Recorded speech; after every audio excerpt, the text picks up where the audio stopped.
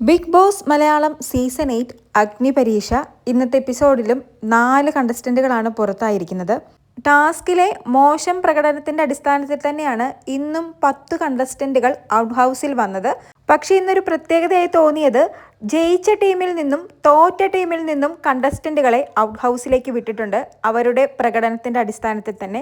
അതൊരു നല്ല കാര്യമായി തോന്നി. കഴിഞ്ഞ എപ്പിസോഡുകളിൽ നോക്കുകയാണെങ്കിൽ തോറ്റ ടീമിൽ നിന്നുമാണ് പ്രകടനത്തിന്റെ അടിസ്ഥാനത്തിൽ കണ്ടസ്റ്റന്റുകളെ ഔട്ട് ഹൗസിലേക്ക് വിട്ടുകൊണ്ടിരുന്നത്. ജയിച്ച ടീമിന് അതൊരു പ്രിവിലേജ് ആയിരുന്നു. എന്തായാലും ഇത്തവണ എല്ലാ കണ്ടസ്റ്റന്റുകളെയും ഈക്വലായിട്ട് ട്രീറ്റ് ചെയ്തിട്ടുണ്ട്. ചിലപ്പോൾ അഗ്നിപരീക്ഷ കടുത്തുകൊണ്ടിരിക്കുന്നത് കൊണ്ടാകാം. അതുപോലെ തന്നെ ഇന്ന് ഔട്ട് ഹൗസിൽ വന്ന 10 കണ്ടസ്റ്റന്റുകൾക്കും ഒരു പ്രിവിലേജ് കൂടി ഉണ്ടായിരുന്നു. ജഡ്ജസിനെ കൺവിൻസ് ചെയ്യാൻ വേണ്ടി അവർക്കൊരു അവസരം ലഭിച്ചിരുന്നു.